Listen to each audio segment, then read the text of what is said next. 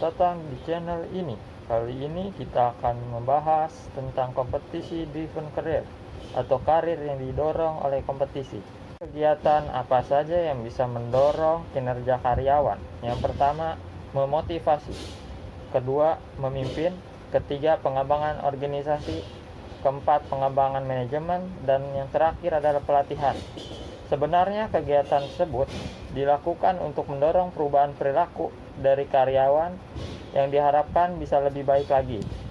Mendorong perubahan secara hati-hati dan efektif merupakan keterampilan mendasar oleh manajemen SDM agar bisa mengevaluasi para pekerja agar terus berkembang agar lebih baik lagi sehingga perusahaan dapat memperoleh. Selanjutnya kita sekarang membahas karir performer review. Ada dua langkah kunci. Yang pertama, menentukan iklim positif dan pembelajaran. Yang kedua, mempersiapkan secara eksklusif dan individual.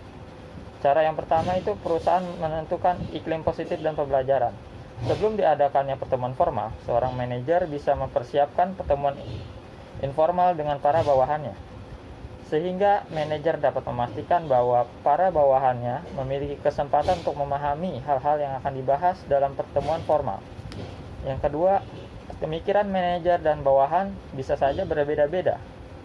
Mereka perlu adanya tinjauan dari kualitas kinerja agar dapat mengevaluasi bawahannya dan agar bawahannya dapat memberikan pendapat tentang perspektif mereka masing-masing. Pembahasan selanjutnya yaitu the role of manager. Peran-peran apa saja yang dapat dibagikan oleh manajer dalam suatu perusahaan? Yang pertama, mendengarkan. Suatu keterampilan yang harus dimiliki manajer bagaimana bisa memahami masalah dan menyusun karir bawahannya. Mereka harus mau untuk mendengarkan masalah yang disampaikan oleh. Yang kedua, memberikan informasi. Manajer tentu memiliki kemampuan yang tidak dimiliki bawahannya, sehingga bisa saling berbagi pengetahuan dengan bawahannya, sehingga bawahan tersebut bisa lebih percaya diri dan dapat mengembangkan karir mereka lebih baik lagi.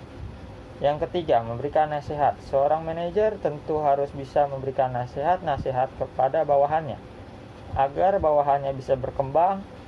Dan yang keempat, gagasan dan saran.